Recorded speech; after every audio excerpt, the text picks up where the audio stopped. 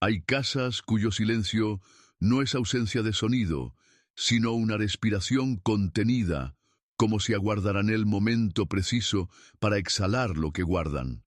La casa de los Ortega, en las afueras de Salamanca, parecía construida para ese aliento invisible. Sus muros, de piedra cansada, sostenían un aire pesado que no pertenecía a ninguna estación del año. El polvo, grueso como un sudario, cubría las vigas y descansaba sobre los muebles como una segunda piel. Afuera, los álamos del camino permanecían inmóviles, incluso en días de viento. En 1889, esa casa amaneció vacía.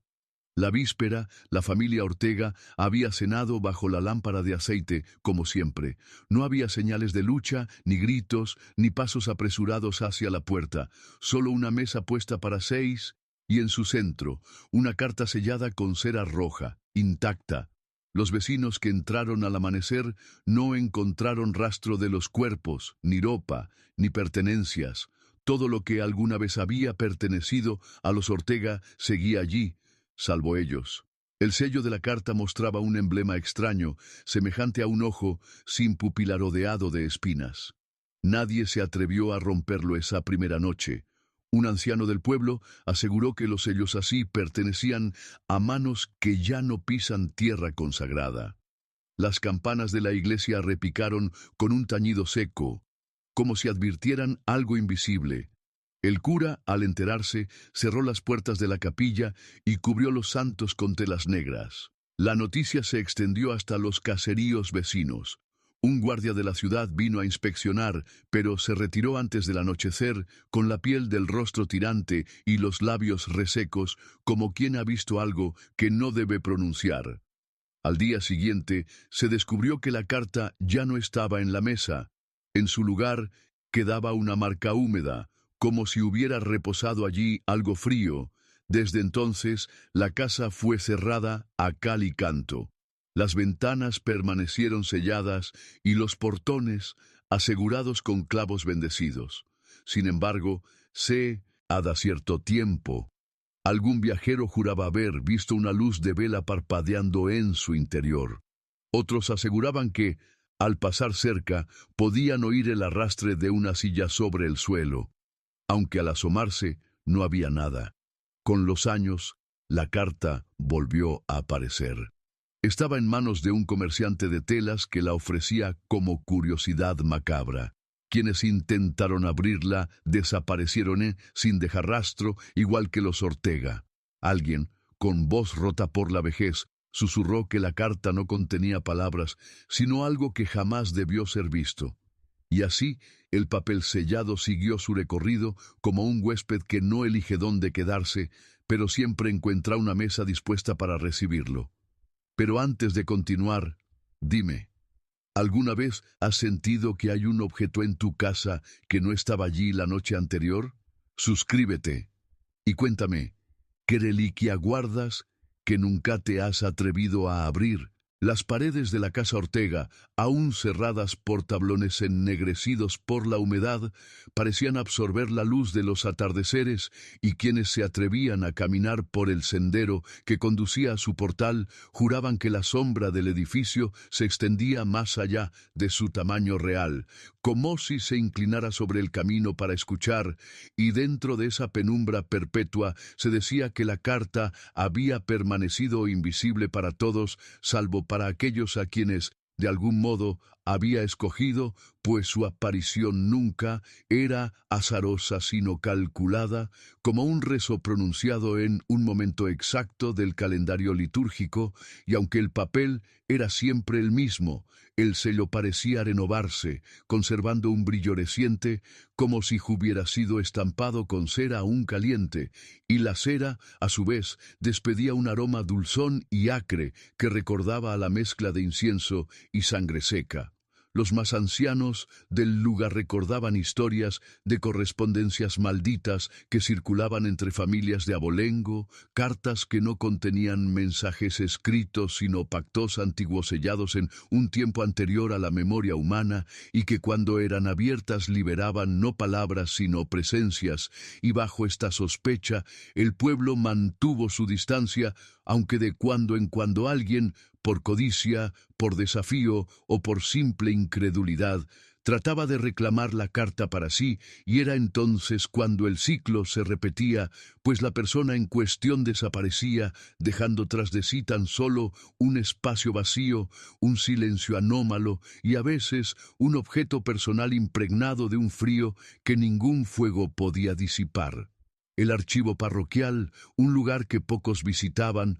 contenía un registro confuso de la familia Ortega, con páginas manchadas de humedad y márgenes escritos con caligrafías distintas que parecían pertenecer a manos de varias generaciones, y en una de ellas, fechada en 1847, se mencionaba un envío sin remitente que había llegado a un antepasado de la familia en circunstancias igualmente misteriosas, acompañado por la advertencia de un monje ya excomulgado: lo que allí se guarda no es cosa de ojos vivos, sino de miradas que ya no pueden cerrarse. El cura que cerró la capilla tras la desaparición de los Ortega nunca habló en público de lo que había visto, pero en las noches de invierno, cuando la leña se consumía y la penumbra engullía la sacristía, se le escuchaba murmurar oraciones truncadas, siempre interrumpidas al llegar a ciertas palabras, como si temiera que pronunciarlas completas pudiera abrir un umbral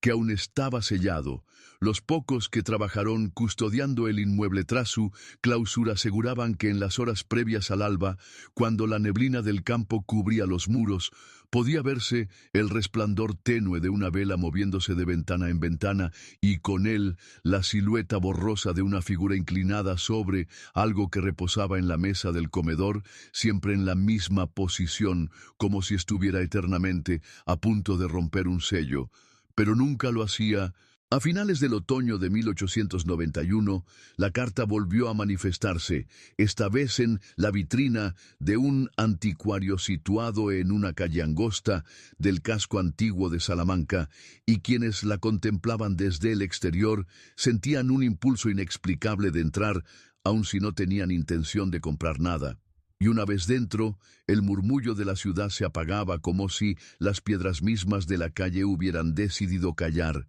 y el aire se tornaba denso, cargado de un perfume casi imperceptible que evocaba cirios recién apagados y agua estancada en pilas bautismales olvidadas. Y allí, en un estante de madera oscura, la carta descansaba dentro de un marco de vidrio agrietado, con el mismo sello de cera intacto, aunque ahora parecía latir suavemente con la luz, como si debajo hubiera algo vivo que respiraba con lentitud. El anticuario, un hombre de espalda encorvada y mirada hundida, afirmaba no conocer su procedencia exacta, solo que había llegado envuelta en lino amarillento junto a un lote de objetos eclesiásticos comprados en una subasta discreta, y aunque nadie lo vio jamás tocarla, quienes visitaban su tienda aseguraban que el sobre cambiaba de posición en el estante, a veces más cerca del borde, otras más al fondo, y que de noche, desde la calle, podía verse que su vitrina estaba iluminada aunque todas las demás luces del local estuvieran apagadas. Una tarde, un joven estudiante de teología, movido por la superstición tanto como por el desafío, pagó una suma considerable para quedarse a solas con la carta durante una hora, y no volvió a ser visto desde ese día. El anticuario, lejos de alarmarse, cerró la tienda durante 3 jornadas, y cuando reabrió, la carta seguía allí, pero el sello de cera presentaba una grieta apenas perceptible, como una herida que había cicatrizado demasiado pronto.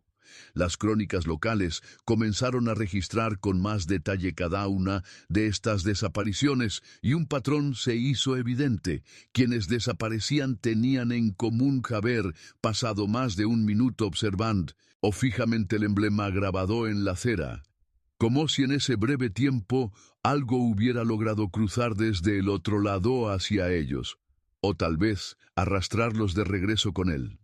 En las noches de invierno, cuando el viento soplaba desde la ribera y el eco de las campanas se distorsionaba entre las callejuelas, los pocos que se atrevían a pasar frente al anticuario afirmaban escuchar un leve golpeteo proveniente del vidrio, un compás lento y constante, idéntico al de un corazón que nunca debió seguir latiendo. El invierno de 1892 envolvió la ciudad con un frío que no parecía proceder del airecino de un silencio más hondo, como si el tiempo mismo hubiera detenido su pulso, y en ese clima inmóvil el anticuario cerró su tienda de manera definitiva, abandonando todo salvo un baúl negro que se llevó consigo en un carro cubierto, y aunque nadie lo vio abrirlo, varios aseguraron que en la madrugada, mientras el carro atravesaba la calle empedrada hacia las afueras, una luz rojiza se filtraba por las rendijas de la madera,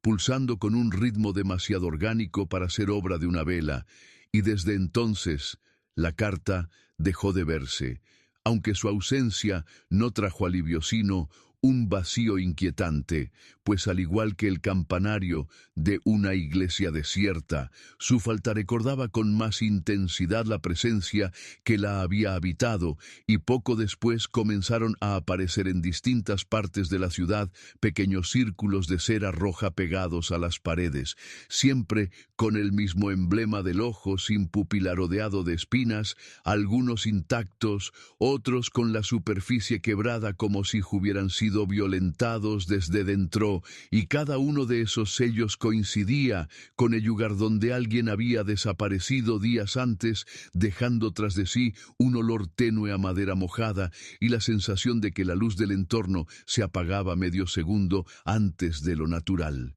El párroco de San Esteban, hombre de ferígida y mirada cansada, fue convocado para bendecir las zonas marcadas, y aunque cumplió el ritual con mano firme, en sus notas privadas se escribió que nunca había sentido tanto rechazo de parte de un espacio físico, como si las paredes mismas le devolvieran la aspersión en forma de humedad helada que le empapaba la sotana a la altura del pecho, y entre sus apuntes dejó una frase sin explicación: ellos no se fueron, simplemente aprendieron a estar en otro lugar y al mismo tiempo aquí. Y lo más perturbador fue que esta frase estaba subrayada 3 veces como si el acto de repetirla pudiera impedir su cumplimiento. La conexión entre los Ortega y aquellos sellos dispersos no tardó en convertirse en un susurro habitual, pues las desapariciones parecían seguir un patrón de distancias, como si alguien estuviera trazando un círculo invisible cuyo centro exacto era la casa clausurada, y un viejo cartógrafo, llevado por la curiosidad y el miedo, dibujó el mapa de la ciudad marcando cada incidente, descubriendo que el perímetro coincidía con la sombra proyectada por la torre de la catedral en el solsticio de invierno, un detalle tan exacto que ni siquiera los relojes del ayuntamiento lograban anticipar el momento en que esa sombra tocaba las calles marcadas. En la primavera siguiente, un grupo reducido de hombres se aventuró a entrar en la casa de los Ortega, alegando que si el origen de todo estaba allí, bastaría con destruirlo para poner fin a la cadena de desapariciones, y al atravesar el umbral notaron que el aire era más espeso que en el exterior, un aire que parecía empapado de campanas mudas y pasos antiguos, y cada estancia conservaba los muebles y objetos tal como se describían en los informes de 1889, salvo por un detalle. En cada superficie horizontal, desde las mesas hasta los alféizares, había un sobre idéntico al de la carta original, todos sellados con la misma cera, pero ninguno con signos de envejecimiento, y lo más inquietante fue que cada sobre tenía en su dorso un nombre escrito con caligrafía minuciosa, nombres que coincidían exactamente con los de los desaparecidos de los últimos 3 años, y que continuaban hasta incluir los de los hombres que, en ese mismo momento, recorrían la casa, aunque ellos aún respiraban y caminaban. Y al llegar al comedor, Sobre la mesa larga descansaba la carta original, reconocible por una mancha oscura en su esquina inferior, y detrás de ella, como si la velara, se erguía un crucifijo al revés clavado directamente en la madera, cuyas vetas parecían humedecidas por un líquido que goteaba lentamente hacia el suelo formando un charco casi negro que, al tocarlo, se adhería a la piel con una temperatura imposible de catalogar como fría o caliente. Los hombres intentaron abrir algunos de los sobres, pero descubrieron que la cera, aunque blanda al tacto, no cedía bajo cuchillos ni fuego, y cuanto más insistían, más pesada se volvía la atmósfera, hasta que uno de ellos comenzó a sangrar por la nariz y los oídos, cayendo de rodillas en un rezo incoherente que no parecía dirigido a Dios, sino a algo que estaba allí con ellos, invisible pero atento, y antes de que pudieran arrastrarlo fuera, un viento súbito apagó todas las lámparas de aceite, dejando la casa en una oscuridad que no era ausencia de luz, sino un tejido vivo que se cerraba alrededor de sus cuerpos, y en ese instante todos escucharon el sonido inequívoco de un sello de cera rompiéndose, seguido de una respiración que no pertenecía a ninguno de ellos. Tras aquel episodio, la casa de los Ortega fue nuevamente clausurada, esta vez con un doble cerco, tablones bendecidos en su cara exterior y grabados con salmos en latín por monjes llamados desde conventos remotos, y un segundo cierre interior, invisible a la vista, conformado por símbolos tallados en el reverso de las vigas, cubiertos de cal y ceniza, cuya función no se explicó al pueblo, aunque las notas dispersas de los monjes hablaban de un silencio encerrado y de un nombre que no debe pronunciarse, y a pesar de esas precauciones, la carta siguió manifestándose en lugares insospechados, como si la madera y la piedra no fueran barrera suficiente para lo que allí residía, y así apareció, meses después, en el altar lateral de la iglesia de San Marcos, justo al pie de una imagen de la Virgen que amaneció con el rostro vuelto hacia la pared, gesto imposible para una talla de madera maciza, y los feligreses, al verla, huyeron sin concluir la misa, dejando encendidas las velas que, sin consumirse, permanecieron ardiendo en idéntica altura durante días enteros,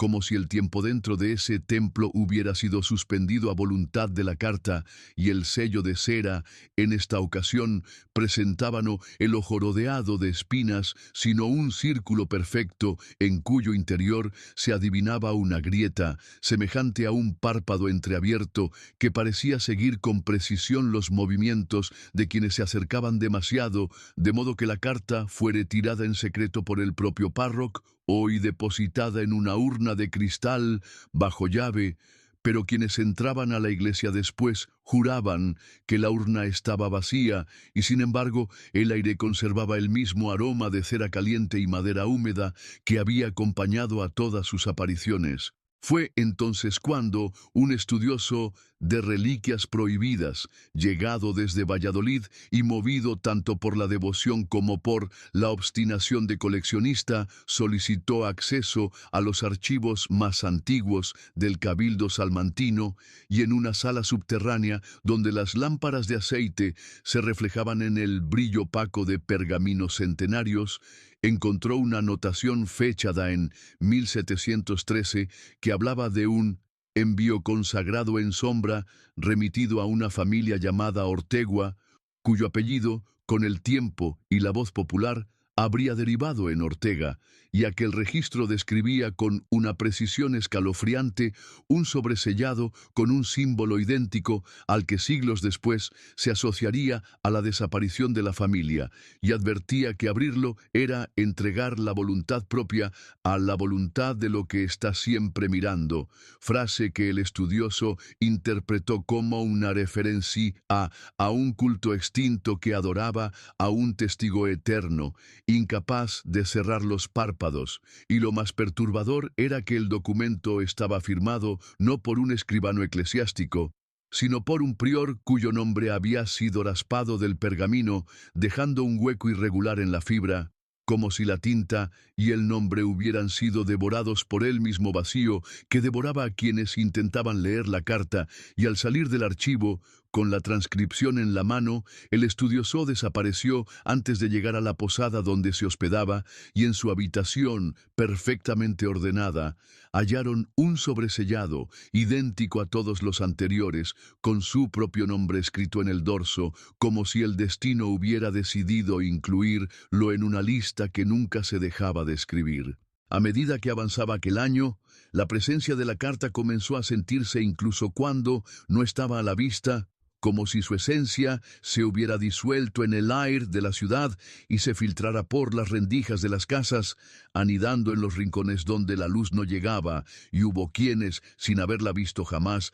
despertaban con la certeza de que un sobresellado les aguardaba en algún lugar cercano, y esta convicción era tan intensa que algunos recorrían sus habitaciones a oscuras, tanteando sobre mesas y estantes, convencidos de que bastaría con tocarlo para reconocerlo, y en más de una ocasión, tras noches de insomnio, esas personas desaparecieron antes del amanecer, dejando tras de sí puertas cerradas por dentro y camas impecablemente tendidas, como si nadie hubiera dormido allí, y lo que más inquietaba a los vecinos era que, en las casas de los ausentes, siempre quedaba una marca, un pequeño círculo de cera roja adherido a la madera de la entrada, fresco y brillante, como si hubiera sido estampado instantes antes, y no importaba cuántas veces se intentara retirarlo, pues al hacerlo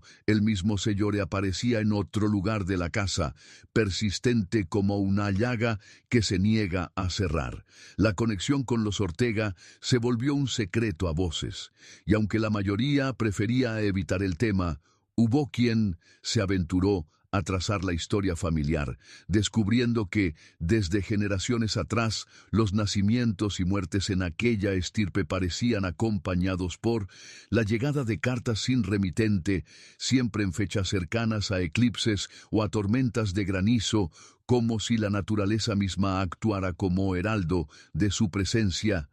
Y más inquietante aún fue hallar que, en los pocos retratos conservados de la familia, siempre había un espacio vacío, un asiento sin ocupar o una sombra proyectada sin cuerpo que la produjera, y en uno de ellos, fechado en 1862, podía verse con claridad un sobre colocado sobre la repisa de la chimenea, su sello reluciente incluso bajo la pátina oscura del óleo, detalle imposible de haber sido casual. Con el paso de las semanas comenzaron a circular rumores sobre un sonido, un breve y húmedo chasquido que algunos escuchaban al pasar por ciertos callejones o junto a determinadas puertas cerradas, y que era idéntico al de una cera rompiéndose, y quienes lo oían afirmaban que, inmediatamente después, sentían un peso en el pecho, una presión que les obligaba a cortar el paso, como si algo caminara muy cerca detrás de ellos, aunque sin dejar huella visible en el suelo empedrado. Y pocos se atrevían a mirar atrás, pues entre los que lo hicieron, varios fueron vistos por última vez ese mismo día, y en sus hogares, como siempre, quedaba la cera roja, el sello intacto y el silencio profundo que no se atreve a romperse. La primavera de 1893 trajo consigo un aire engañosamente templado, como si la ciudad hubiese olvidado por un instante el peso de su propio secreto,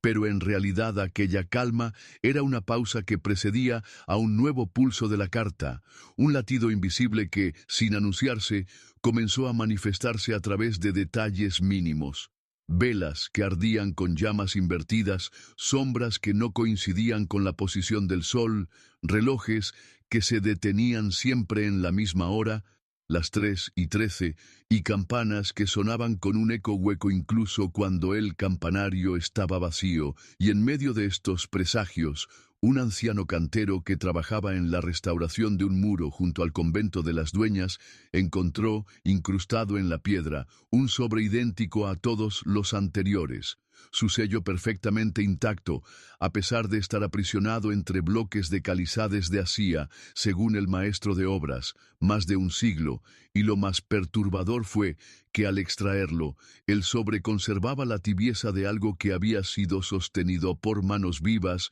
como si hubiera estado esperando ser entregado durante todo ese tiempo, y el cantero, incapaz de resistir la curiosidad, lo llevó consigo, pero no llegó a su casa, pues esa misma noche, bajo un cielo sin estrellas, desapareció en la calle del Pozo Amarillo, dejando únicamente su sombrero y un rastro breve de cera roja que se interrumpía en seco a mitad del empedrado, como si el resto hubiera quedado suspendido en el aire. El hallazgo inquietó profundamente a los pocos que aún se atrevían a seguir la pista de la carta, pues indicaba que su presencia no estaba ligada únicamente a un tiempo o a un lugar, sino que podía permanecer latente durante décadas, oculta en la materia misma de la ciudad, y aparecer de nuevo en el momento preciso para reclamar a quien la encontrara. Y esta idea de permanencia atemporal llevó a algunos a buscar en los cimientos más antiguos, donde el barro y la piedra se confundían con huesos olvidados, y allí, en las criptas selladas de la catedral, se hallaron fragmentos de cera endurecida en las juntas de las losas, como si el símbolo hubiera sido estampado no sobre papel, sino sobre la propia arquitectura, marcando un territorio que no respondía a límites humanos, y los más supersticiosos comenzaron a evitar ciertos tramos de calle, ciertas esquinas y ciertas puertas, convencidos de que, en cualquier momento, el sobre podía aparecer apoyado en sus umbrales, con el sello todavía tibio y su sombra proyectada sobre un suelo que por un instante fugaz parecía respirar. A finales del mismo año, cuando las lluvias caían sobre Salamanca con una persistencia que borraba las fronteras entre el día y la noche, la carta volvió a manifestarse, no en manos de un incautón en la penumbra de una tienda cerrada, sino en el corazón mismo de la ciudad, sobre la mesa de mármol de la sala de lectura de la biblioteca universitaria, un lugar donde el olor a pergamino antiguo y a polvo sedimentado parecía ahogar cualquier ruido exterior, y sin embargo, aquel día, los pocos presentes aseguraron que antes de advertir su presencia habían sentido un cambio abrupto en la temperatura, una corriente de aire inmóvil que no provenía de puerta o ventana alguna, y entonces, al mirar hacia la mesa central, vieron el sobre, idéntico a todos los anteriores, pero con el sello de cera más pulido que nunca, como recién vertido, y en su centro el ojo sin pupila parecía vibrar bajo la luz grisácea que se filtraba por las vidrieras, dando la impresión de que cada lector, cada estudiante y cada bibliotecario estaba siendo observado en silencio por algo que no necesitaba estar físicamente allí para imponerse, y nadie se atrevió a tocarlo, pero todos sintieron que el simple hecho de estar en la misma sala bastaba para que la carta conociera sus nombres, sus pensamientos y las grietas más hondas de sus voluntades.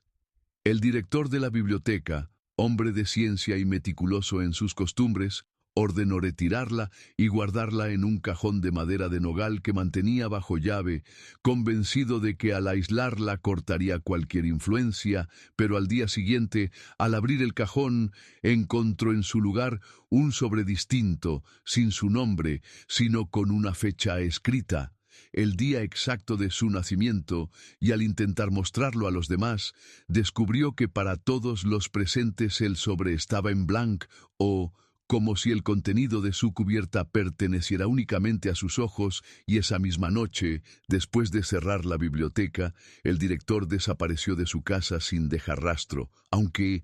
su cama permanecía intacta y una vela encendida, aún a medio consumir, iluminaba el escritorio donde, según su esposa, él nunca escribía nada por la noche. Aquello marcó un nuevo matiz en la leyenda de la carta.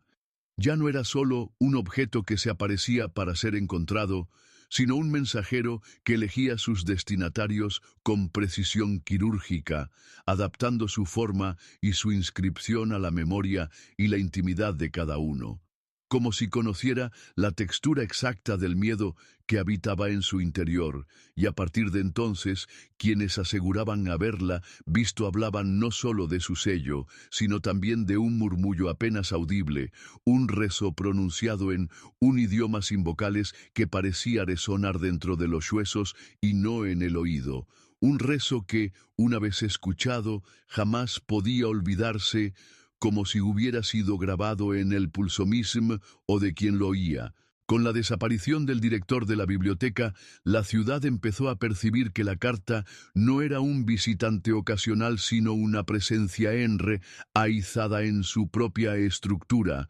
como si las piedras de sus calles y los muros de sus casas llevaran siglos gestando un espacio invisible para que esa cosa, que no era del todo materia ni del todo idea, pudiera moverse sin ser vista, y así comenzaron a multiplicarse los testimonios de sobrecitos sellados apareciendo en lugares donde el acceso humano resultaba imposible en el interior de campanas selladas desde hacía décadas, en el fondo de pozos cegados, o incluso en nichos cuyas lápidas no habían sido abiertas desde generaciones atrás. Y lo más inquietante era que, en todos esos hallazgos, el sello de cera estaba tibio, como si hubiera sido estampado segundos antes, y al romperse, cuando alguien osaba intentarlo, el aire alrededor adquiría una densidad que oprimía el pecho y un aroma de madera empapada invadía el lugar, aunque nunca se encontraba contenido alguno en el interior, solo un hueco, un vacío que parecía absorber la luz y devolverla en un parpadeo imperceptible, como si el acto de abrirla no fuera para revelar algo, sino para dejar entrar algo más. Fue en esos días cuando un anciano monje, único sobreviviente de una orden ya disuelta, reveló que había visto la carta muchas décadas atrás en un monasterio hoy reducido a ruinas, y que en aquella ocasión el sello mostraba no un ojo rodeado de espinas, sino un símbolo más arcaico.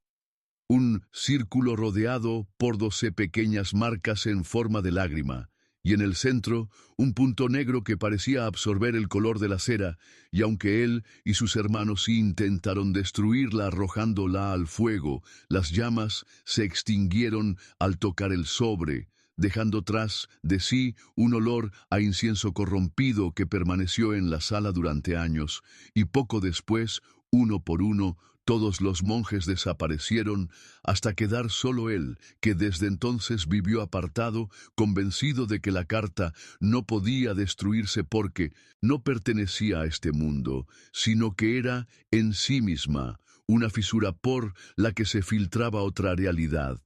Su testimonio, recogido en hojas que parecían humedecidas por un sudor invisible, hablaba de la carta como de una llave, pero no una llave para abrir algo, sino para mantenerlo cerrado, y advertía que cada vez que un sello se rompía, aunque fuera por accidente, esa cerradura se debilitaba, y lo que estaba al otro lado quedaba un poco más cerca de entrar por completo, y quienes escuchaban este relato no podían evitar pensar en los Ortega, en la noche en que desaparecieron sin dejar rastro, y en la posibilidad de que no se hubieran ido a ninguna parte, sino que algo, aprovechando la rotura de un sello, hubiese entrado a buscarlos, y encontrándolos, los hubiera guardado en el mismo lugar donde guardaba a todos los demás, un lugar sin tiempo, sin salida y sin silencio verdadero, con el testimonio del monje extendiéndose como un murmullo apenas tolerado por las paredes húmedas de las sacristías. Algunos comenzaron a creer que la carta no solo elegía a sus destinatarios, sino que también se servía de ellos como custodios involuntarios, obligándolos a convertirse en eslabones de una cadena que se extendía hacia atrás en el tiempo más allá de cualquier registro escrito, y pronto surgieron rumores de que, bajo el pavimento de las plazas más antiguas de Salamanca, yacían capas superpuestas de sellos de cera, enterrados junto con huesos y objetos rituales, formando una suerte de mapa invisible que reproducía, en la disposición de sus puntos, un dibujo idéntico al emblema que marcaba la carta, y esta idea de un plano oculto que la ciudad entera compartía en silencio alimentó un temor nuevo, pues significaba que la desaparición de los Ortega no había sido un hecho aislado, sino parte de una secuencia que tal vez incluía a personas borradas de la memoria colectiva mucho antes de que las generaciones vivas aprendieran siquiera a nombrar sus calles. Y de pronto la figura de la familia se volvió más nítida en la superstición popular. Ya no eran solo víctimas de un suceso inexplicable, sino depositarios de algo que quizá habían heredado sin quererlo. Una herencia hecha de vacío y de obediencia a un patrón que no se rompía. Las investigaciones secretas de algunos eruditos locales, demasiado comprometidos con la historia oculta de la ciudad, los llevaron a estudiar viejos manuscritos guardados en cajas de madera carcomida, donde se describían incidentes semejantes en aldeas ya desaparecidas, siempre con el mismo elemento común, una carta sin remitente, sellada con símbolos variables pero equivalentes, cuya aparición coincidía con fenómenos que parecían borrar no solo a personas, sino también sus rastros físicos, como si nunca hubiesen existido, dejando tras de sí habitaciones intactas pero sin huellas humanas, utensilios dispuestos con la precisión de un escenario abandonado y un silencio saturado que parecía latir, y en uno de estos textos, datado en 1638, se mencionaba algo particularmente inquietante, que cada carta entregada llevaba inscrita en una tinta que sólo podía leerse a la luz de velas fabricadas con cera de difunto, un verso incompleto de una oración sin nombre, y que al reunir todas esas frases dispersas a lo largo de los siglos, se formaría una invocación entera capaz de llamar a lo que mira desde detrás del aire, una frase cuya ambigüedad no hacía más que reforzar el temor de que la carta fuera solo un fragmento de un mecanismo mayor que se desplegaba lentamente, siglo tras siglo, hasta cumplir un propósito final. Y así, el caso de los Ortega, en lugar de desvanecerse con el tiempo, se entrelazó con esta red de desapariciones remotas, como si su noche final hubiese sido simplemente el instante más visible de un tejido invisible que todavía seguía cosiendo la ciudad, puntada tras puntada, en un hilo de cera roja que nadie podía cortar sin romper también aquello que mantenía a salvo la frontera entre aquí y lo que acechaba más allá. En los meses posteriores a aquel descubrimiento, cuando ya la figura de los Ortega se había transformado en una sombra más dentro de la vasta penumbra de desapariciones selladas por el tiempo, comenzaron a circular entre las manos de anticuaristas y coleccionistas clandestinos unos pequeños cuadernos encuadernados en piel oscura, cuyo contenido parecía copiado de fuentes más antiguas que cualquier archivo municipal, y en esas páginas, donde la tinta se había oxidado hasta adquirir un tono que recordaba a la sangre seca, se repetía una misma advertencia escrita en latín e intercalada con símbolos imposibles de identificar, una advertencia que, traducida de forma aproximada, decía que aquel que tocara la carta y no la entregase a su próximo custodio quedaría condenado a habitar en la distancia de los espejos, una expresión que nadie supo explicar, pero que evocaba la idea de un espacio intermedio, un lugar sin luz, propia donde los reflejos vivían separados de sus cuerpos, aguardando el instante de reemplazarlos, y esta descripción de una prisión invisible coincidía con ciertos rumores recogidos en testimonios anónimos de personas que aseguraban haber sentido, durante noches particularmente frías, que su propio reflejo demoraba unas fracciones de segundo en imitar sus movimientos, como si respondiera a un ritmo distinto y obedeciera a otra presencia. Estos cuadernos, cuya procedencia era siempre incierta y que parecían aparecer y desaparecer como si fueran atraídos por qui, en es más temor, les tenían, incluían además mapas rudimentarios de Salamanca, señalando puntos que no coincidían con la topografía actual, pero que, al superponerse con planos antiguos,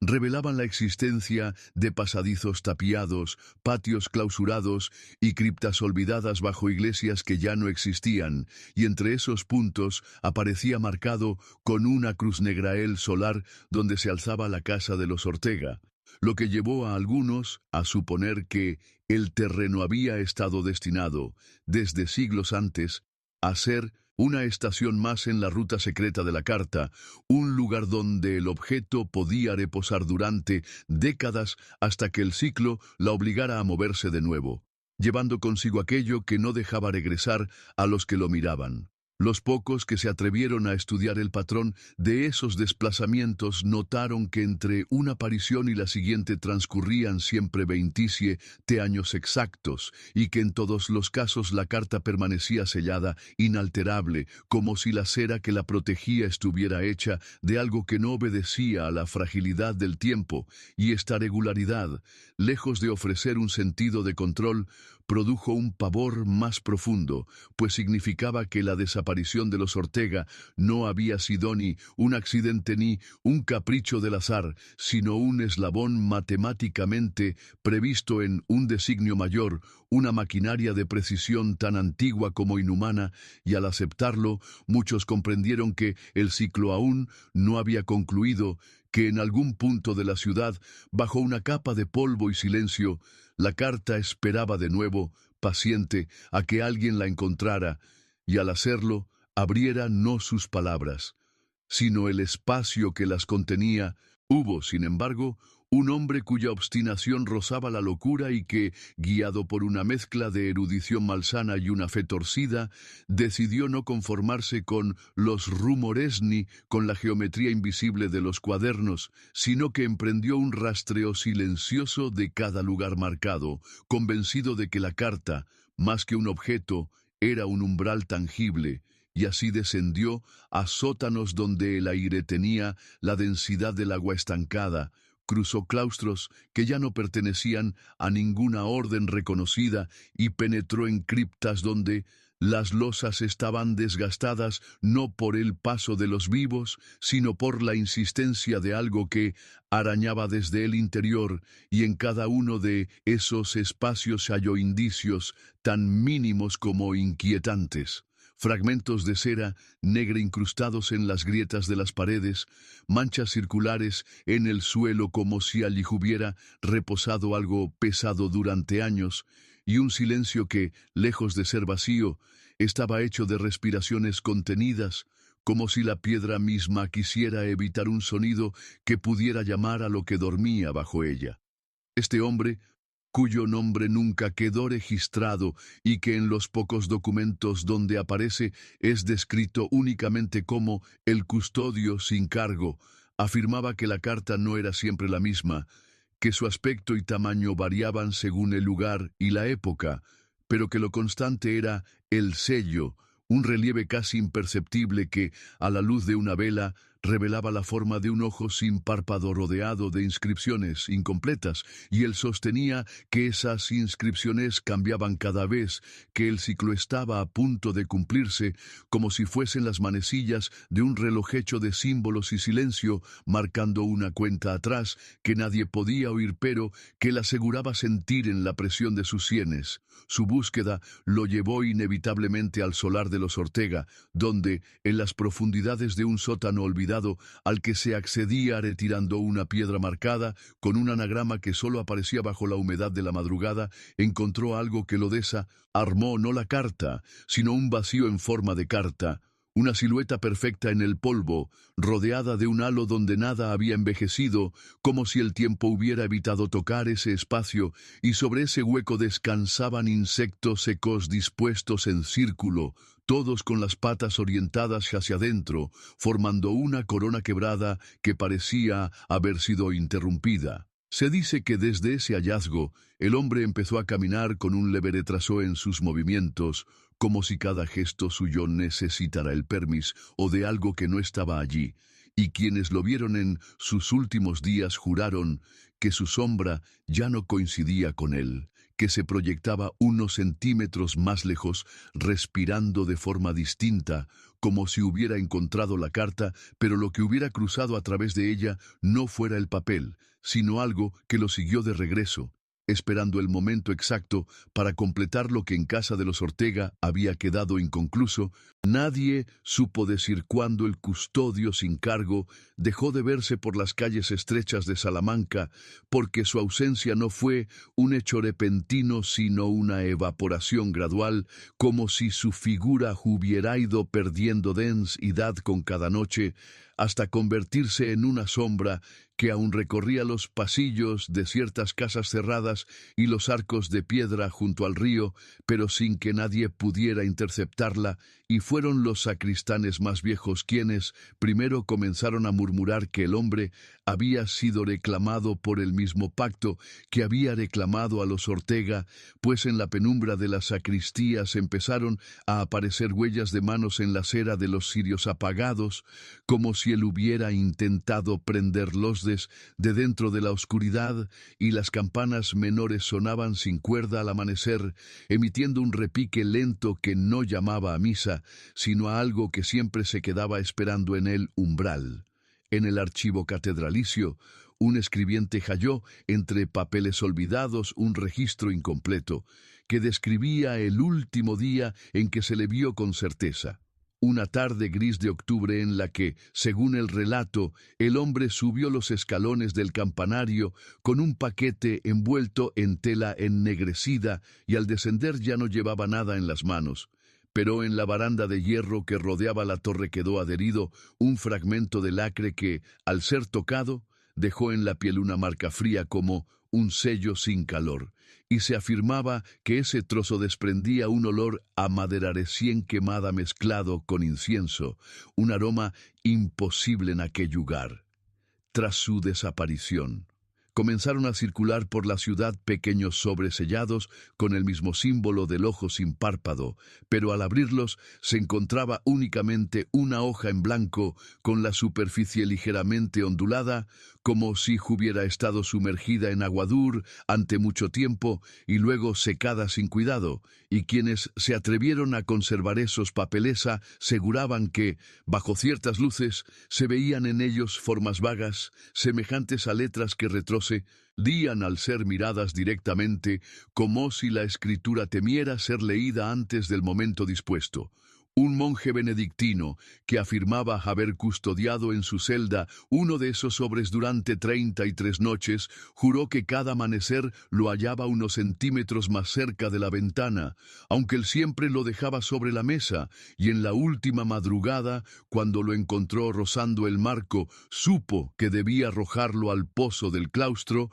pero al hacerlo escuchó cómo el agua no devolvía eco, como si no hubiera superficie que golpear, y desde entonces, contaban, cada vez que cruzaba por la galería oeste, el monje evitaba mirar al pozo porque sentía que algo, desde una profundidad sin agua, lo estaba mirando. En esos días, la carta original seguía sin aparecer, pero la ciudad entera parecía vivir en su sombra. Una sombra que se movía más lenta que el sol, como si midiera el tiempo no en horas, sino en nombres que todavía no habían sido pronunciados y que, cuando lo fueran, desaparecerían junto a sus dueños sin dejar siquiera el consuelo de un cuerpo que enterrar. En el invierno que siguió a aquellas desapariciones silenciosas, la ciudad pareció cerrarse sobre sí misma como un relicario sellado, y los portones de madera maciza comenzaron a mostrar grietas donde antes no las había, grietas finas que no revelaban el interior de las casas, sino un fondo oscuro y frío que parecía más profundo que cualquier habitación, y en ese aire que escapaba de las hendiduras se mezclaba un olor a cera rancia y papel envejecido envejecido, como si el aliento de la carta perdida estuviera filtrándose por todos los muros, y cada noche, antes del toque de queda, un viento ajeno recorría las calles estrechas arrastrando hojas secas que no pertenecían a la estación, hojas de un color que no existía en los jardines de Salamanca, marchitas con una textura tan frágil que al tocarlas se deshacían en un polvo grisáceo que manchaba la piel y dejaba una sensación de adormecimiento en los dedos. Fue en esa época cuando en la sacristía menor de San Esteban se descubrió,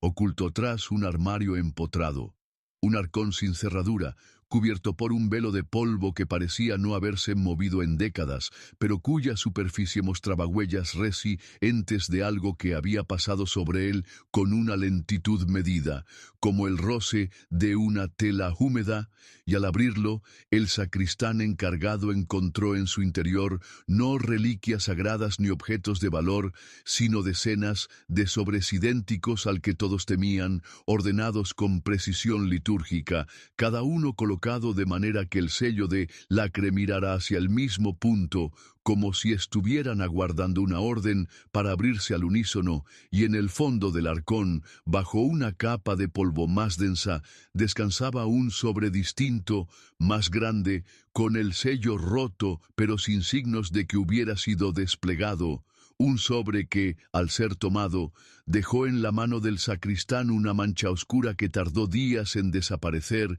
y que, según él, continuaba doliendo cuando el viento nocturno pasaba cerca. Aquella noche, la campana mayor de la iglesia repicó 3 veces sin que nadie la tocara. Un sonido grave y hueco que resonó en toda la ciudad y que algunos vecinos aseguraron escuchar también desde dentro de sus casas, como si hubiera vibrado en el aire cerrado de las estancias, y al amanecer, cuando las puertas de San Esteban se abrieron, el arcón había desaparecido junto con el sobre más grande, pero en el lugar donde había estado quedó impresa una marca circular, un círculo perfecto, con un ligero relieve que parecía latir bajo la piedra y que cuando se tocaba transmitía la sensación de estar apoyando la mano sobre una superficie tibia, como si debajo hubiese un organismo vivo. Desde entonces, quienes pasaban por la plaza donde desembocaba la calle de San Esteban afirmaban ver, en ciertos amaneceres, a un hombre vestido con sotana negra que cruzaba lentamente hacia el templo llevando algo entre sus manos, pero que antes de llegar a la puerta giraba hacia una calleja lateral y se desvanecía en la neblina, dejando en el aire un olor a madera húmeda y lacre, un rastro que, para quienes lo reconocían, era la confirmación de que la carta original aún existía y que seguía buscando a quien debía pertenecer,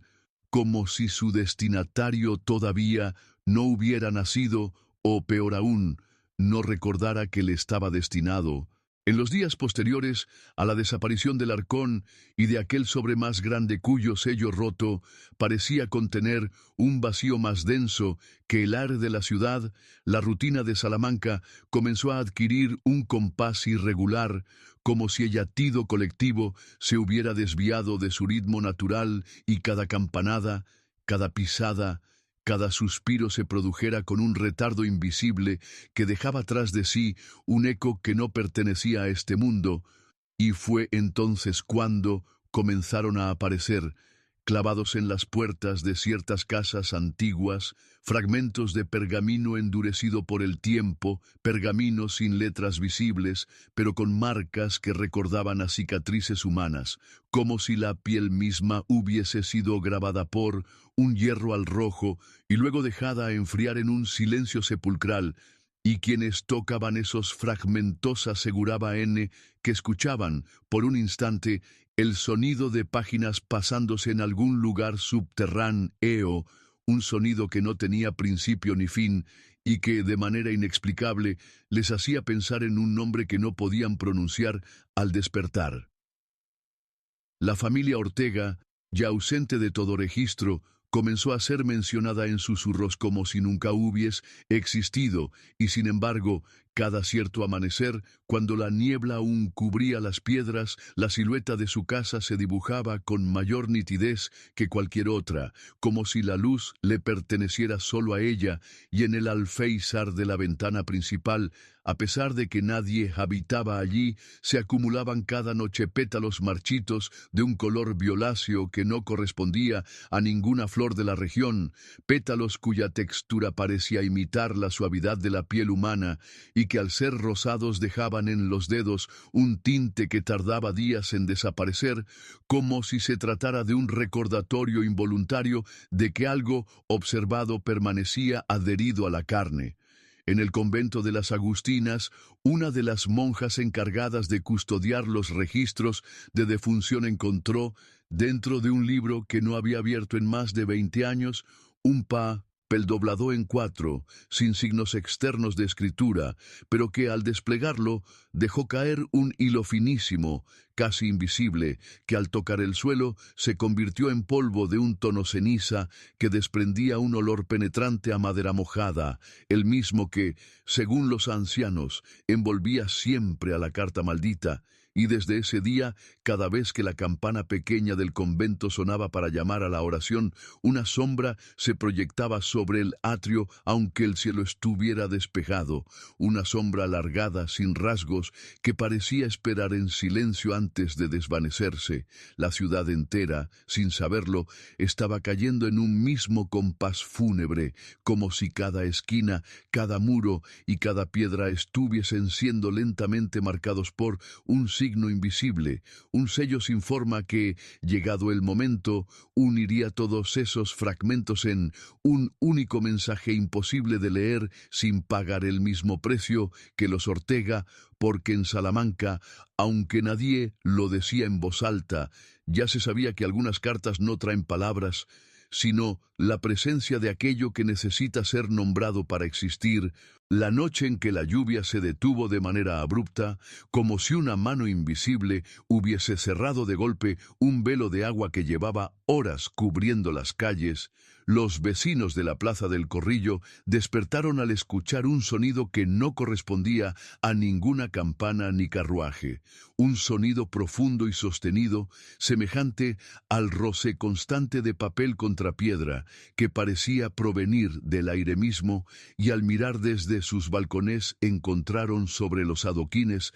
perfectamente alineados en dirección a la casa vacía de los Ortega, decenas de sobres idénticos al que tantas historias había provocado, sellados con la misma cera oscura que nunca se derretía, todos sin dirección, sin remitente, pero cada uno marcado con un símbolo distinto, símbolos que se asemejaban a letras pero que, al mirarlos por más de unos segundos, se transformaban en formas imposibles de retener en la memoria, como si el ojo las viera pero la mente se negara a recordarlas, y quienes intentaron recogerlos sintieron un peso inusual, como si el contenido fuera más denso que cualquier papel, y al llevarlos a casa descubrieron horrorizados que los sobres ya no estaban donde los habían dejado, reemplazados por un vacío idéntico al de una página arrancada. Esa misma madrugada, un anciano encuadernador de la calle Libreros, cuya vista había comenzado a fallar décadas atrás,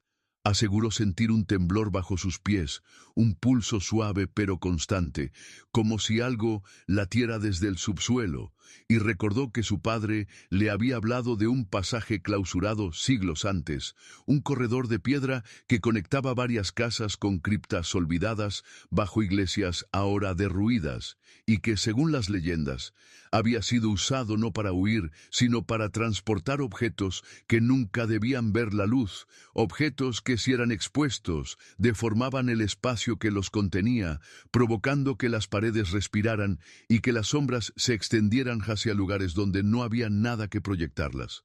En la Catedral Nueva, mientras se realizaba una inspección rutinaria de las capillas menores, un sacristán encontró, en el suelo polvoriento junto al altar de San Nicolás, un pliego de papel parcialmente quemado en los bordes, tan frágil que parecía deshacerse con el aliento, y aunque el texto era ilegible, se distinguía una mancha oscura en el centro, una mancha que no estaba pintada ni escrita, sino incrustada en las fibras como si hubiese crecido desde dentro, y al tocarla con la yema de los dedos, el sacristán sintió que el suelo se inclinaba levemente hacia un punto invisible, como si la gravedad misma obedeciera a esa pequeña mancha y quisiera arrastrarlo.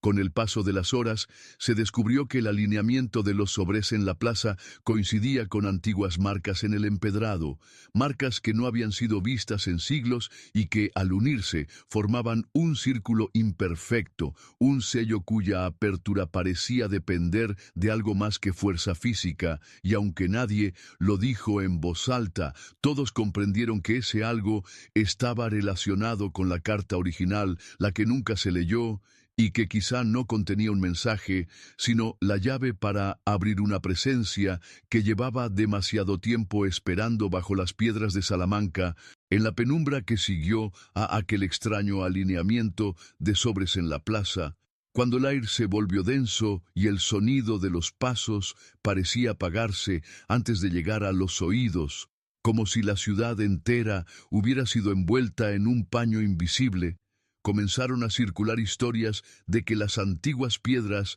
de las murallas estaban humedeciéndose desde dentro, exhalando un vapor tenue y helado que se adhería a las manos de quienes osaban tocarlas, y en esa humedad había un olor imposible de describir, mezcla de madera muerta, cera extinguida y hierro viejo, un aroma que despertaba en los más ancianos una memoria involuntaria, como si alguna vez, en su infancia, lo hubieran respirado en un lugar prohibido, un lugar donde no se entraba sin dejar algo a cambio. El único testigo directo de lo que ocurrió la noche siguiente fue un carretero que regresaba de Alba de Tormes y que, según se supo después, detuvo su carreta frente a la casa vacía de los Ortega al ver que la puerta estaba entreabierta y que, desde su interior, se filtraba un resplandor pálido, no de vela ni de lámpara, sino un fulgor fijo y frío como el que se refleja en el hielo, y al acercarse, notó que el umbral no conducía al vestíbulo habitual, sino a un pasillo estrecho cubierto por paredes de madera ennegrecida que parecían respirar lentamente, como si la propia casa hubiera sustituido su interior por un órgano vivo y expectante. Sin embargo, el carretero afirmó que, al parpadear, la visión se deshizo y encontró la puerta cerrada con el mismo cándado oxidado que llevaba años colgando allí, aunque juró que todavía sentía el frío pegado a la piel. Mientras tanto, en el archivo diocesano, un escribiente revisaba por encargo del obispo algunos documentos relacionados con familias antiguas de Salamanca, cuando en un legajo sin fecha halló un inventario en él que se mencionaba un pliego no consagrado entregado a un tal Fray Hilario de la Cruz a finales del siglo XVII, con una nota al margen que advertía no abrir sin sacramento previo, pues no contiene palabra sino forma, y aunque aquel inventario parecía no tener relación directa con los Ortega, el escribiente notó que la descripción de la cera usada en el sello coincidía palabra por palabra con la de los sobres aparecidos en la plaza días antes, y que incluso el símbolo dibujado junto a la anotación era idéntico a uno de los que nadie había podido recordar tras mirarlo. En la madrugada del cuarto día, un grupo reducido de vecinos juró haber visto, a la luz de la luna menguante, cómo en la fachada de la casa de los Ortega se proyectaba una sombra que no correspondía a ninguna figura presente, una silueta alargada y temblorosa que parecía sujetar algo entre las manos, como si leyera un documento invisible, y aunque la sombra desapareció cuando uno de ellos intentó acercarse, el empedrado frente a la puerta quedó marcado por una mancha oscura que, al amanecer, ya había adoptado la forma exacta de un sobresellado. Con el amanecer del quinto día, la niebla que normalmente se levantaba sobre el río Tormes se adentró de forma inusual hacia las callejuelas más antiguas de Salamanca, penetrando en los patios y en los soportales como si buscara con deliberación cada rincón donde el polvo se había acumulado durante siglos, y en ese espesor blanquecino que apagaba los campanarios y borraba las líneas de los tejados, se distinguía un silencio distinto al de las madrugadas comunes, un silencio saturado de espera, como el instante previo a una confesión que no debe pronunciarse, y fue en ese silencio donde varios vecinos aseguraron escuchar un murmullo que no provenía de ninguna garganta, sino del propio empedrado, como si las piedras, calentadas por siglos de pasos, hubiesen retenido voces antiguas que ahora, humedecidas por la niebla, se atrevían a exhalar sus secretos. En el corazón de esa bruma, la fachada de la casa de los Ortega parecía desdibujada, como si la cal y la piedra hubieran perdido densidad y se encontraran a punto de disolverse, y algunos testigos afirmaron que la ventana del piso superior, aquella que siempre había estado clausurada desde antes de la desaparición, mostraba ahora el reflejo de un interior iluminado tenuemente, pero en lugar de muebles o cortinas, se percibía una superficie continua, como pergamino desplegado, en el que se insinuaban líneas y manchas que cambiaban de forma con cada parpadeo, como si se tratara de una escritura que se negaba a permanecer fija, huyendo del sentido cada vez que alguien intentaba fijarla en la memoria. Ese mismo día, el sacristán de la iglesia de San Marcos, al abrir el pequeño armario donde se guardaban los objetos de procesión, encontró entre los paños bordados una llave antigua, de hierro pesado y con un arco ornamentado en espiral, cubierta de una fina capa de cera que aún conservaba la huella de un sello, y aunque no existía registro de que aquella llave perteneciera a ningún mueble o estancia de la iglesia, un anciano del barrio juró que era idéntica a la que colgaba en la entrada de la casa de los Ortega en su infancia, aunque entonces, dijo, estaba siempre sumida en una sombra que no correspondía a la posición del sol. Esa tarde, un librero que trabajaba en la Plaza Mayor y que coleccionaba manuscritos raros recibió un paquete sin remitente, envuelto en papel basto y atado con un cordel ennegrecido, y al desenvolverlo encontró un libro sin título, encuadernado en piel agrietada, con todas sus páginas en blanco, salvo la última, donde estaba dibujada una carta cerrada, su sello intacto y su sobre ligeramente inclinado, acompañado por una inscripción apenas legible que, tras una noche entera bajo la luz de una vela, se desvaneció por completo, dejando únicamente la silueta quemada del sobre impresa sobre la madera de la mesa. Así, para cuando el día terminó, quienes habían estado cerca de la casa de los Ortega o de cualquiera de estos objetos comenzaron a notar un cambio sutil en su entorno. Las sombras parecían más largas, los relojes se atrasaban a algunos minutos sin razón y, sobre todo, la sensación de que algo invisible estaba a punto de leerse, aunque aún nadie había encontrado el valor de abrir aquello que todos temían. La noche siguiente a la llegada del libro sin título, Salamanca quedó envuelta en un frío que no provenía del invierno, sino de una quietud mineral, como si las piedras de sus muros hubiesen absorbido todo calor humano y lo retuvieran en un silencio pétreo, y bajo esa quietud los faroles parecían emitir una luz más tenue, casi líquida, incapaz de penetrar en los callejones donde el aire se espesaba con un aroma indefinible, mezcla de cera consumida, pergamino viejo y la humedad salobre que recuerda a las criptas clausuradas, y fue precisamente en esa penumbra donde algunos vecinos notaron que las aldabas de las puertas, normalmente frías al tacto, se encontraban tibias, como si alguien las hubiera sostenido durante largo rato desde dentro, sin llegar a abrir. En la plaza que separaba la iglesia de San Marcos de la callejuela donde se erguía la casa de los Ortega, un mendigo que dormía siempre junto a la fuente despertó sobresaltado para encontrar el agua completamente inmóvil, formando un espejo perfecto que devolvía una imagen distorsionada de la fachada, pero en esa imagen la casa parecía intacta, luminosa, con la puerta abierta y un mantel extendido en la mesa del comedor, sobre el cual reposaba la carta sellada, aunque en el reflejo, a diferencia de la realidad, el sello no era de cera rojacino de un negro profundo, tan opaco que parecía absorber cualquier luz cercana, y en torno a él se dibujaban grietas que semejaban raíces o venas extendiéndose hacia las esquinas del sobre. El librero que había recibido el extraño volumen intentó, contra su mejor juicio, regresar el paquete al lugar de donde suponía que provenía, llevando el libro bajo el brazo hasta el portal de la casa maldita, pero al llegar encontró que la puerta no tenía cerradura visible y que el aldabón, en forma de cabeza de león, lo observaba con una intensidad que no podía explicarse por la mera forma metálica. Aún así, colocó el libro en el umbral, pero al dar la vuelta y alejarse sintió un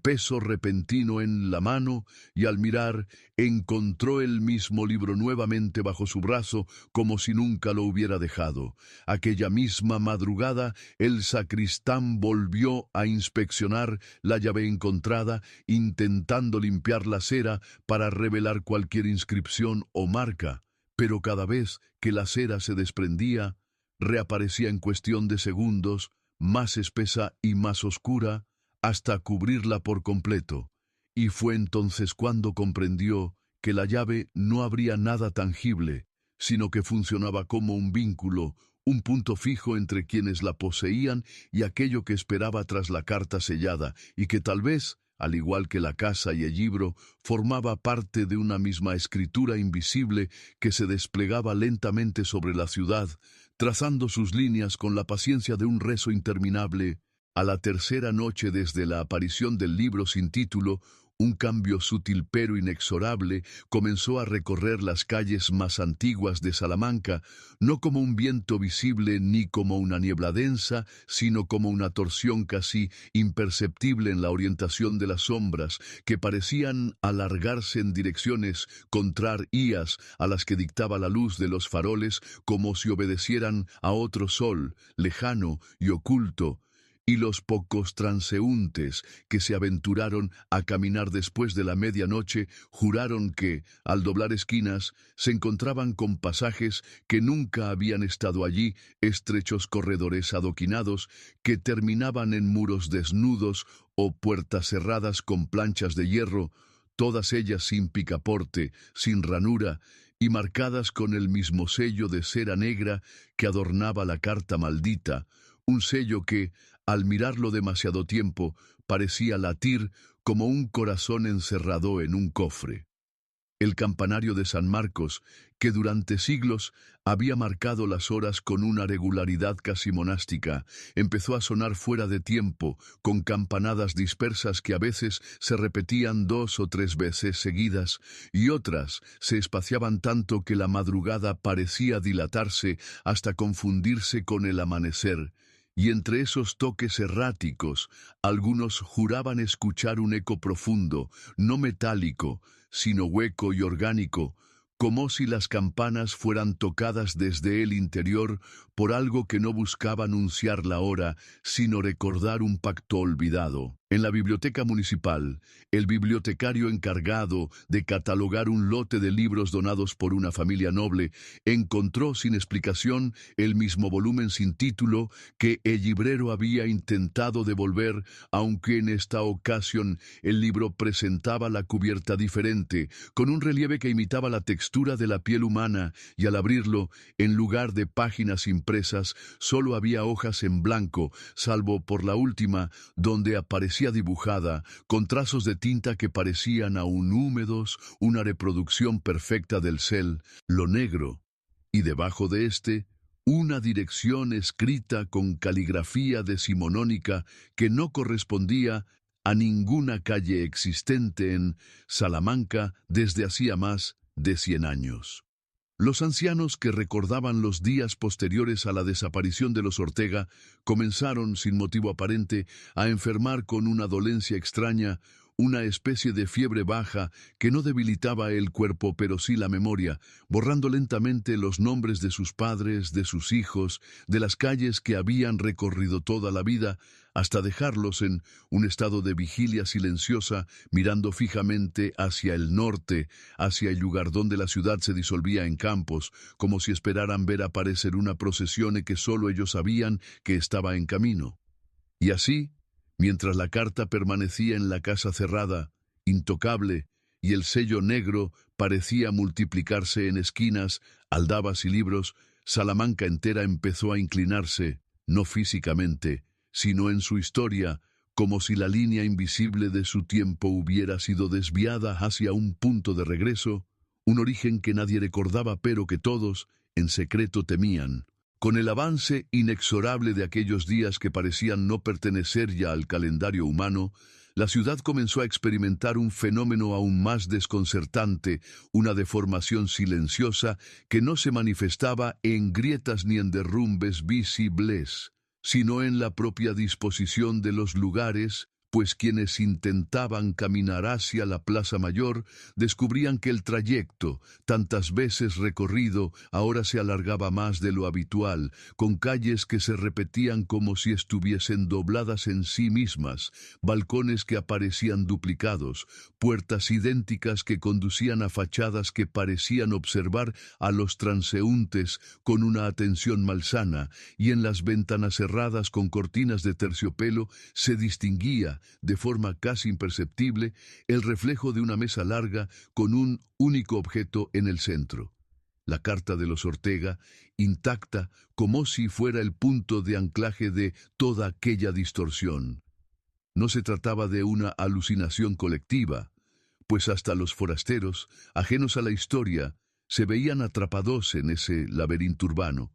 caminando durante horas hasta regresar, sin saber cómo, al mismo punto de partida, y algunos afirmaban que, en medio de esos desvíos imposibles, escuchaban el roce de pasos adicionales que acompañaban los suyos, un compás siempre un poco más lento, como si algo o alguien lo siguiera desde una distancia constante, sin prisa pero sin pausa, del mismo modo en que el agua desgasta la piedra, con la certeza de que algún día alcanzará su objetivo. Los documentos más antiguos de la diócesis fueron consultados en secreto por un sacerdote de edad avanzada, único sobreviviente de un grupo de clérigos que, décadas atrás, había intentado exorcizar la casa de los Ortega, y en las actas amarillentas encontró una referencia velada a un juramento sellado en sangre y cera que ató el nombre de una familia a la memoria de un objeto,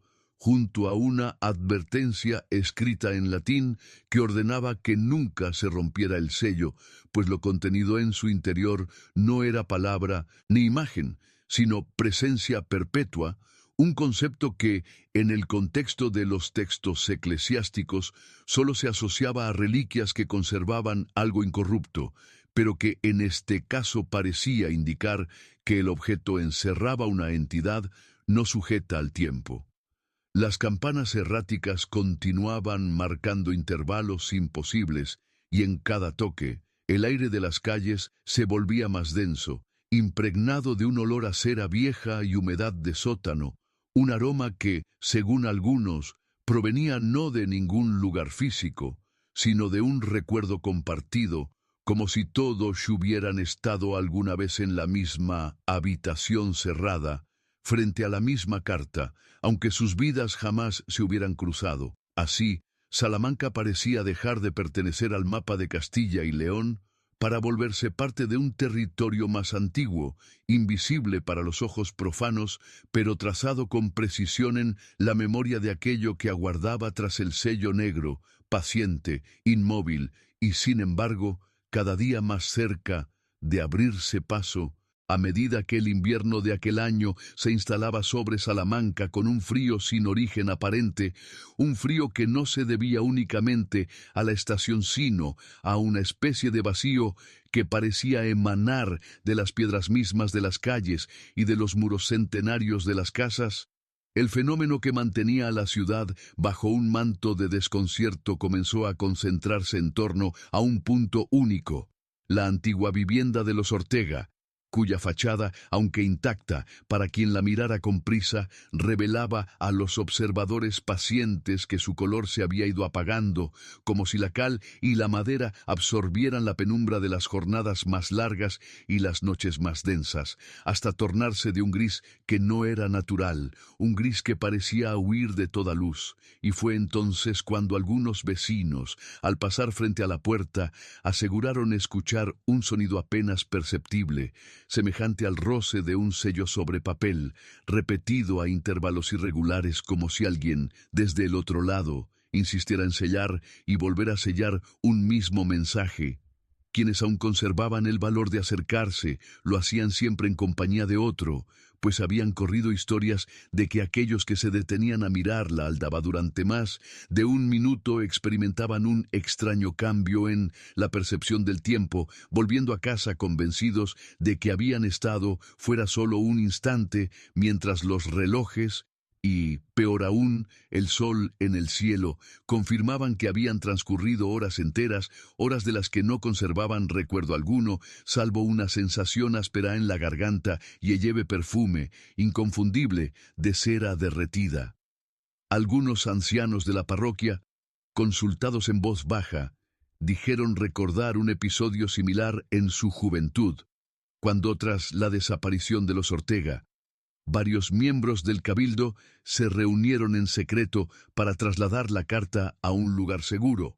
y aunque lo lograron durante una noche, al amanecer el objeto había regresado por sí mismo a la mesa de la casa sin que las cerraduras hubieran sido forzadas ni las ventanas abiertas, como si el papel no estuviera sujeto a la materia ordinaria sino a otra clase de territorio, un territorio al que los vivos solo acceden en el umbral del sueño o de la muerte.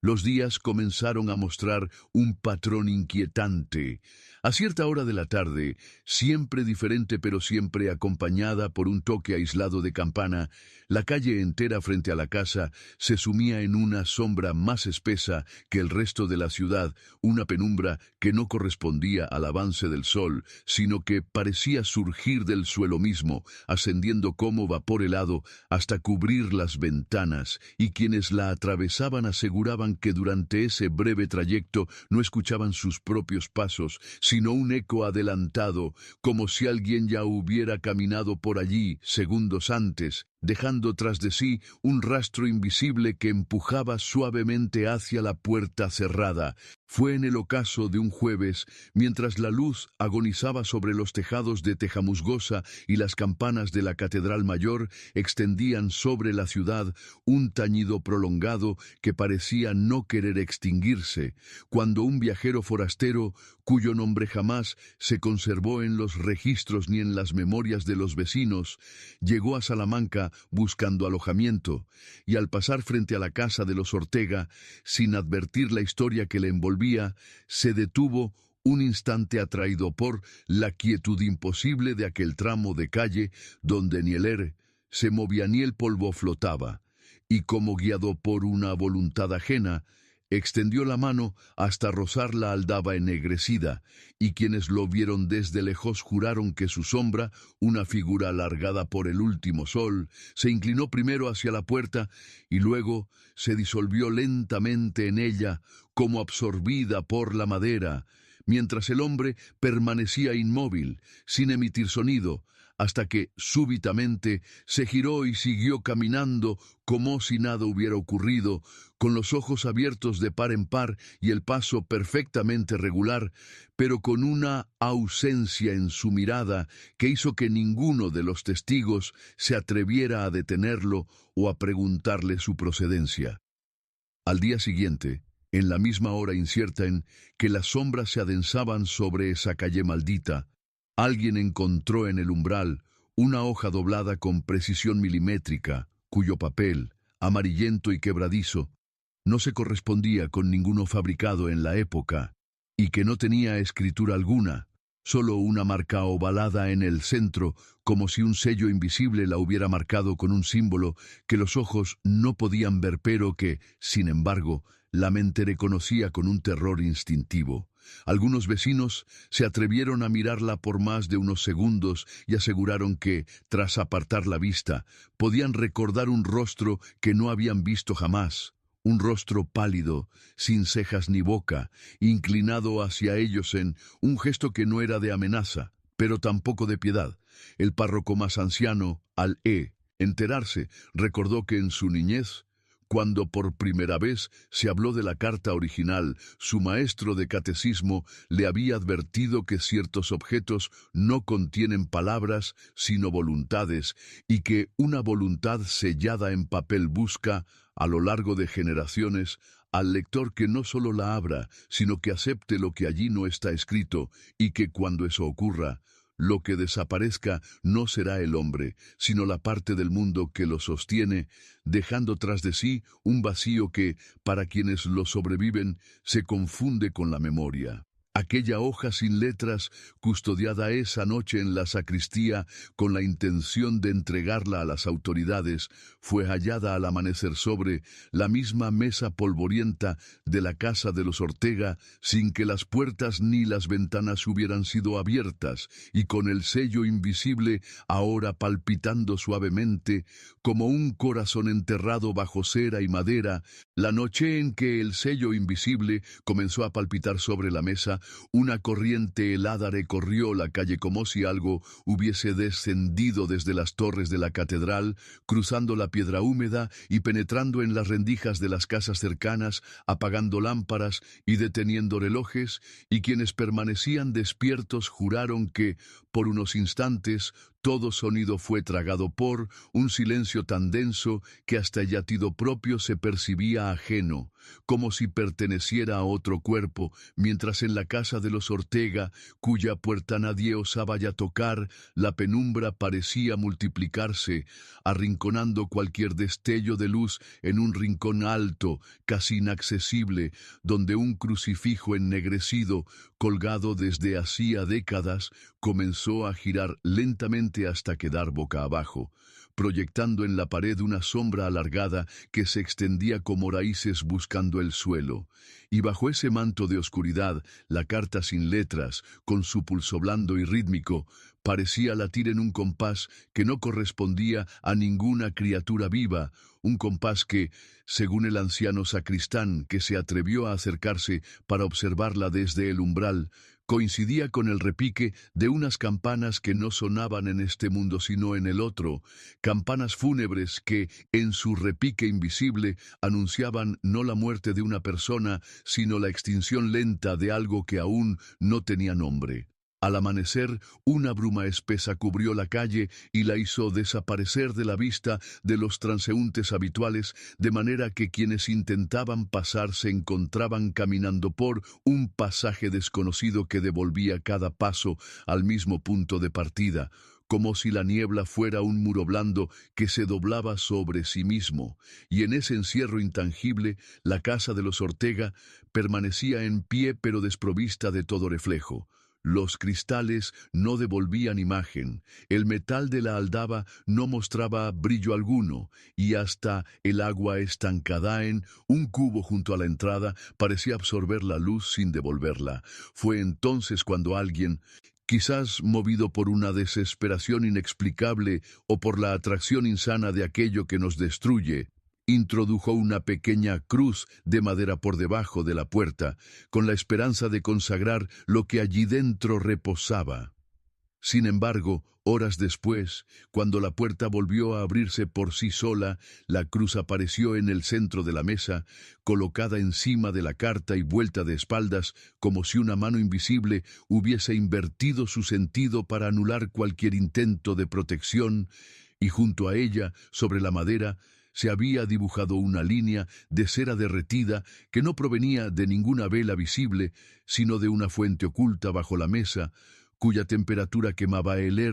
con un aroma dulce y corrupto, semejante al incienso usado en misas por los difuntos, pero mezclado con algo que nadie quiso nombrar. En la penumbra que siguió a aquel amanecer anómalo, las paredes de la casa comenzaron a exhalar un olor a cal mojada y sangre seca, un aroma antiguo que parecía despertar memorías enterradas en la piedradez de siglos anteriores, y fue entonces cuando las vigas del techo, ennegrecidas por el humo de inviernos olvidados, empezaron a resumar un líquido oscuro que descendía en hilos finos hasta la mesa, como si quisieran alimentar la carta que reposaba inmóvil pero que a cada hora parecía haberse desplazado unos milímetros, como si se acercara lentamente al borde para caer o ser tomada por alguien que ya no respiraba entre los vivos, y quienes se atrevían a asomarse desde la calle afirmaban que, en ciertos instantes, la carta desaparecía de la vista y en su lugar se veía un pequeño cuenco de plata lleno de ceniza blanca, tan blanca que hería la vista en medio de la penumbra, pero cuando se intentaba forzar la entrada para comprobarlo, todo volvía a su sitio, intacto y mudo, como si la casa misma estuviera dispuesta a negar cualquier testimonio de su metamorfosis. Al caer la tarde, un murmullo se instaló en el aire,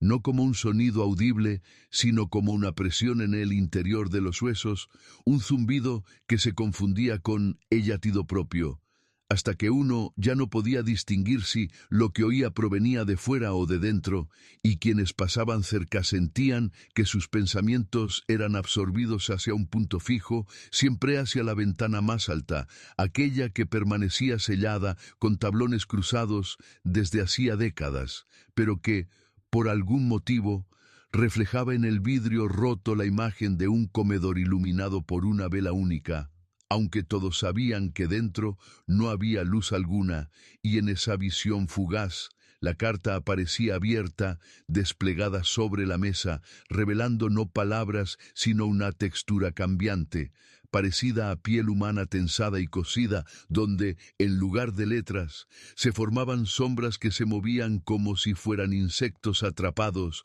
buscando escapar. Esa misma noche, la campana de la iglesia cercana, que llevaba años silente por una grieta en su bronce, repicó una sola vez, con un sonido grave que hizo temblar las cerraduras, y estremeció el polvo acumulado en los rincones más altos. Y en ese instante, quienes se encontraban en sus casas sintieron un vacío en el estómago, como si algo invisible hubiese sido arrancado de ellos sin permiso, y muchos, al mirarse al espejo, descubrieron que sus reflejos estaban un segundo atrasados, parpadeando después que ellos, girando la cabeza con un leve retardo, como si una sombra ajena estuviera aprendiendo sus gestos, y aunque el fenómeno duró apenas unos minutos, bastó para que nadie en toda la calle se atreviera a mirar otra vez hacia la casa de los Ortega, donde, según el último vecino que tuvo valor de pasar, las paredes ya no parecían de piedra, sino de un material blando, casi palpitante, como si la casa misma hubiese comenzado a respirar. La madrugada siguiente, cuando el aire aún estaba impregnado de ese silencio espeso que antecede al primer canto de los gallos, el umbral de la casa de los Ortega amaneció cubierto por una fina capa de polvo gris, no el polvo común de la calle, sino un sedimento más pesado, con un leve brillo al contacto con la luz, semejante a ceniza de hueso, y quienes se atrevieron a acercarse juraron que, al pisarlo, no dejaba huella alguna, como si el suelo se negase a registrar la presencia de los vivos en aquel lugar. Y sobre ese manto mortecino se hallaban trazadas unas líneas casi imperceptibles, curvas que parecían dibujar un sello o escudo, aunque a cada mirada cambiaban de forma, deshaciéndose para recomponerse en símbolos desconocidos, y uno de ellos, un anciano que había sido monaguillo en su juventud, murmuró sin ser consciente que aquello era semejante a las marcas de excomunión que se grababan en las criptas malditas para impedir que los muertos salieran, pero en este caso Lo que parecía sellado era lo que estaba dentro, como si la casa fuese un sepulcro que todavía guardaba algo que no debía caminar bajo el sol. El aire mismo parecía tener un peso distinto alrededor de la vivienda, un calor sofocante en pleno invierno que oprimía el pecho y secaba la lengua, y en esa atmósfera espesa algunos afirmaban ver partículas suspéndidas girando lentamente, como polvo atrapado en un rayo de luz, pero que, al mirarlo con detenimiento, revelaba tener forma de diminutas manos que se abrían y cerraban con desesperación, buscando un asidero, un contacto que jamás llegaba y que desaparecían apenas uno parpadeaba, como si fueran fragmentos de un recuerdo que no se debía detener. En el interior, que nadie osaba penetrar por completo, se decía que los pocos pasos que uno alcanzaba a dar producían un eco tardío, un retardo extraño, como si la casa respondiera a los movimientos con un tiempo propio, ajeno a la realidad, y que a veces devolvía pasos adicionales, como si algo caminara junto a quien había entrado, invisible pero tangible en la vibración de las tablas. La carta, siempre intacta sobre la mesa, se veía ahora con un ligero abultamiento en su centro, como si dentro hubiera algo más sólido que el papel, un bulto que, en la visión periférica, parecía latir con un ritmo irregular, y quienes lo notaban juraban que ese pulso terminaba sincronizándose con el propio, robando compases al corazón del observador hasta dejarle un vacío, una pausa fría en el pecho, antes de devolverle el latido con violencia. Aquella noche, un trueno aislador resonó sobre Salamanca, sin nube ni tormenta que lo explicara, y su estrépito se sintió más en el suelo que en el cielo, como si viniera de lo profundo de la tierra, y al día siguiente la ceniza gris del umbral se había acumulado en mayor espesor, cubriendo por completo las marcas cambiantes, como si algo hubiera intentado borrarlas, o peor aún, como si algo hubiera conseguido salir. La penúltima noche antes de que el nombre de los Ortega se borrara de los registros parroquiales, el cielo sobre la callejuela donde se erguía, la casa adquirió un tono metálico, como si la luna, oculta tras nubes sin forma, hubiese dejado de reflejar luz para absorberla, y el aire, cargado de un frío inmóvil, comenzó a resonar con un murmullo grave, tan bajo que no podía atribuirse a viento alguno, más cercano a un lamento prolongado que ascendía desde las grietas de las piedras, y quienes aún recordaban las viejas leyendas del barrio, reconocieron en ese sonido el eco de oraciones invertidas. Esas que los antiguos decían que se susurraban en monasterios caídos para sellar pactos que no debían ser oídos por oídos humanos, y fue entonces cuando, sin que nadie lo viera directamente, las contraventanas del piso superior comenzaron a golpear con una cadencia extraña, no movidas por brisa alguna, sino como marcando sílabas, componiendo un lenguaje que el propio silencio de la noche parecía escuchar y retener. Dentro, el polvo gris del umbral se había extendido hasta cubrir las primeras tablas del suelo, y ya no tenía la textura de ceniza, sino de harina húmeda, como si hubiera absorbido sudor o lágrimas, y en su superficie aparecían cada tanto huellas pequeñas, demasiado pequeñas para pertenecer a un adulto, pero que tampoco coincidían con las de un niño y que nunca aparecían en número par, sino siempre de una sola, como si un único pie hubiese caminado por allí, desapareciendo y volviendo a aparecer en ángulos imposibles, girando en torno a la mesa donde la carta, ahora hinchada y tensa, parecía a punto de desgarrarse. Quienes, desde la calle, lograban ver hacia el interior en esos momentos, juraban que no había una sola vela encendida, y sin embargo, todo estaba bañado por una luz tenue, sin origen visible, como si la claridad emanara del papel mismo, y en esa luz se proyectaban sombras alargadas en las paredes, sombras que no correspondían a mueble o cuerpo alguno, y que parecían ejecutarse como en una danza ritual, con movimientos que alternaban lentitud y brusquedad hasta que se detenían por completo para girar la cabeza al unísono hacia el observador, incluso a través del cristal y de la distancia, y era en ese instante cuando el testigo sentía un hormigueo en la nuca y un frío húmedo en la espalda baja, como si algo invisible hubiera pasado detrás de él sin tocarlo pero rozando su presencia. Aquella madrugada, los últimos que se atrevieron a pasar por la calle aseguraron que la puerta de la casa estaba entreabierta por primera vez en décadas, y que desde el interior se escapaba un olor dulce y empalagoso, como de flores marchitas mezcladas con carne que comienza a corromperse, un aroma que atraía y repelía al mismo tiempo, y uno de ellos, un joven aprendiz de carpintero, confesó años después que escuchó, proveniente de la penumbra, el sonido inequívoco de un papel rasgándose muy lentamente, como si la carta hubiera decidido por sí misma revelar lo que guardaba, aunque lo que realmente emergió, según él, no fue un mensaje, sino un aliento caliente que le susurró su propio nombre,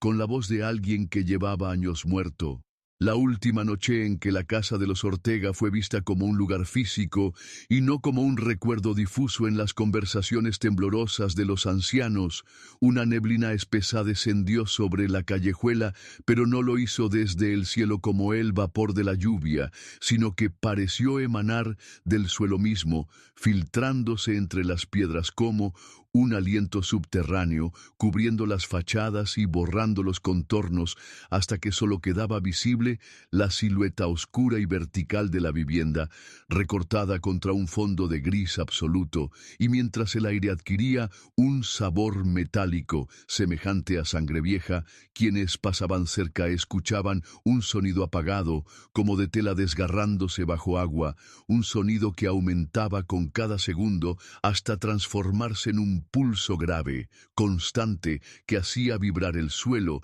y que parecía sincronizarse con el latido de quienes lo percibían, forzando a sus corazones a adoptar un ritmo que no les pertenecía. Dentro, según narró el único testigo que se atrevió a entrar y cuya cordura nunca volvió del todo, la carta ya no estaba sobre la mesa, sino suspendida en el aire a la altura de los ojos, girando lentamente sobre sí misma, y el sobre, que había permanecido sellado durante décadas, estaba abierto como una boca antigua, dejando escapar un hilo de humo oscuro que no se disolvía, sino que se estiraba hacia las esquinas de la habitación, donde parecía adherirse a la madera y formar figuras vagamente humanas. Figuras que, al moverse, dejaban tras de sí un eco de pasos y respiraciones, y cuando el hombre intentó retroceder, descubrió que la puerta por la que había entrado ya no daba a la calle, sino a un pasillo estrecho, infinito, cuyas paredes latían suavemente como si fueran carne viva. A partir de ese momento, la secuencia de lo que ocurrió se vuelve confusa en los relatos, pues el testigo aseguraba que, en un parpadeo, se encontraba nuevamente en la sala frente a la carta y que ésta comenzaba a desplegar su contenido sin que sus manos la tocaran, revelando no palabras, sino líneas negras, curvas imposibles que parecían cambiar de forma con cada mirada y que de pronto adquirieron volumen, emergiendo del papel como raíces que buscan la tierra, enroscándose en sus muñecas y ascendiendo por sus brazos hasta llegar a su rostro, donde un calor abrasador le quemó la visión y le obligó a cerrar los ojos, y en esa oscuridad forzada escuchó una sola frase pronunciada en un idioma que no reconoció, pero que comprendió con un terror absoluto. Lo que buscas ya estaba dentro de ti. A la mañana siguiente, la casa había desaparecido sin dejar escombros ni cimientos, solo quedaba un rectángulo de tierra estéril, más oscura que el resto del suelo, donde ni el musgón ni las hormigas se atrevían a cruzar. Y sobre ese terreno, clavada con un alfiler oxidado, se hallaba la carta, intacta, sin abrir, como si todo lo contado no hubiera ocurrido nunca, o como si todo hubiera ocurrido para que nadie jamás la leyera.